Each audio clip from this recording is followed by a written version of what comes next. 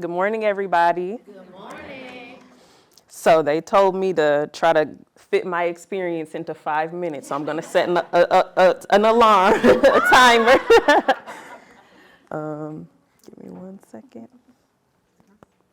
Hello. Oh, there we go. Sorry about that. Alrighty. So the last time I gave a speech similar to this was about last year in February. That was my last semester at Grand Valley. And I was still at my internship at Our Community's Children, which is with the city of Grand Rapids. I was there all throughout college, so yes, thank you. And that's where I met a lot of people here. Around that time, I had just realized that I think I was struggling figuring out how I was gonna afford to be able to finish my semester there. But I knew I was in my last semester. I'm like, there's no way I made it this far just to make it this far. But I knew I struggled with asking for help, especially in situations like that. So my employer, Shannon Harris at the time, I finally went to her. I'm like, I gotta finish this semester, so I need to ask for help.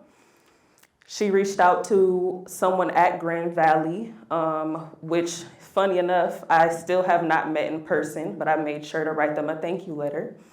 And they helped me get a scholarship that I did not have to apply for. I didn't even go directly to that person to ask for help myself.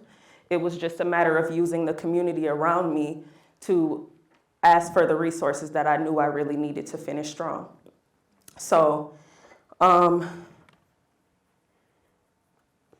that was last February. So since then, April of last year, I graduated with my bachelor's. Thank you.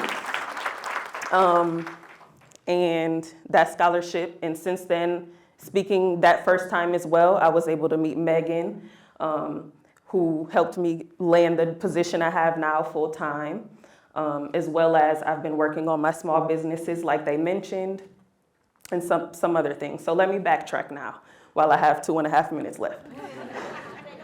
Okay. So I went to GRPS from 1st through 12th grade. I graduated from City High Middle School. I went to GRCC for my first 2 years of college, and then GVSU for my last 3 years. GVSU was marked with a lot of firsts. I love my college, by the way, but it was marked with a lot of firsts. So I was part of TRIO at GVSU. I was a part of the McNair Scholars Program, which is where I was able to write that article and get it published. And in that program, I was the first business student. So there was a lot of learning on my end and the people who were running the program's end. And I was also the first diversity chair of a co-ed professional business fraternity called Delta Sigma Pi. So, and that was amazing for that to be, their first experience having that role there, but also mine. I didn't realize how passionate I would be about practicing and training and planning events diversity related. So,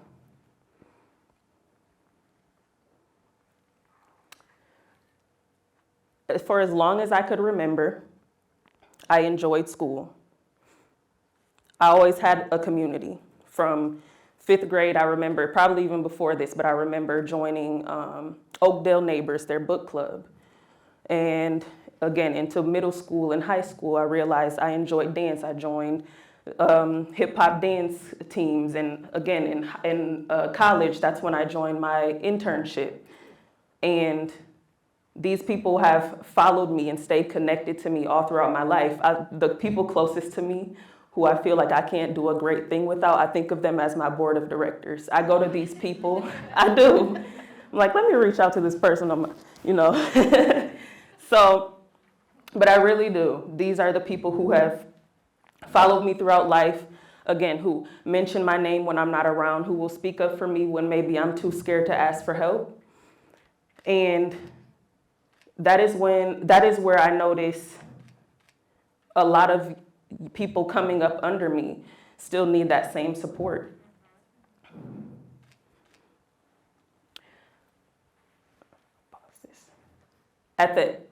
Also during my last semester, I coached a cheer team at one of our local middle schools. And it was a challenge. There were some behavioral issues and things.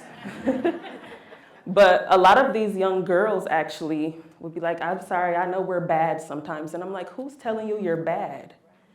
Now you feel like you have to act that way, in a sense. I said, maybe it's just not the best decision you're making. And so when I think of education, I think of it as just being a piece of the pie of our whole life and who we are as people. And I mean that in 3 different ways. One, again, it could create a foundation of, say you're not the best in class, or you may have experienced behavioral issues. It can create a foundation of you thinking of yourself that way. I'm bad. I'm a failure. I don't get the best grades. And for that to be such a big part of the first 12 years plus of our lives, it's important to have, again, your community who thinks highly of you, who will tell you, no, you're not bad. You just need help with the decisions you make. Or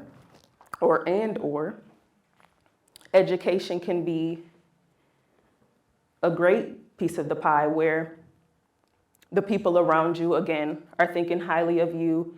It helps you get a degree. It sets you up for a great career after you graduate, and then some. But again, since super young, I've always believed in getting a wide range of experiences inside and outside of school. I've always wanted to try to do everything. So you said, how do I have time? I don't know, but it's my passion to just experience things and learn things. And so I make the time, you know.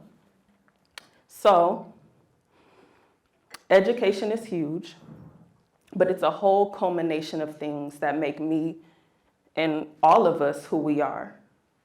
It's the people who help to bring out the success in us, who again helped us make connections, helped us solve problems. It's the experiences we have. So for instance, me doing dance in high school, now I'm working on starting a business. And even throughout my internship, they knew I was interested in dance, and I was able to host or do a lot of warm-ups for our large groups. And I've been able to teach some dance fitness classes in the community. I've also started sway marketing because of my marketing experience in college. And actually, a lot of the people who have hired me are people I met either at my internship or even earlier, back in 5th grade when I was in their book club program. So the skills we learn, again, inside and outside of the classroom are so important. It's a culmination of things and the experiences we learn and that we have that make us who we are, and that will make all the young people who are coming up who they are. And we need that support. They need that support from all of us. They need programs that, like what we're about to learn about. They need the experiences inside and outside of the classroom to help them shape them into who they're supposed to be. Because when we talk about economic opportunity, especially nowadays, when a lot of people are barely supporting themselves with just their 9 to 5, it will take those small businesses that were based on the dreams they had when they were in elementary school, that they were able to start once they graduate college or once they, have the time. It will take those things to support them economically. It's not just a dream, but it actually will create opportunities for them further down the line. So I want to thank all of you. I want to thank K-Connect, Megan and Shayla for opportunities like this, and that's all I have.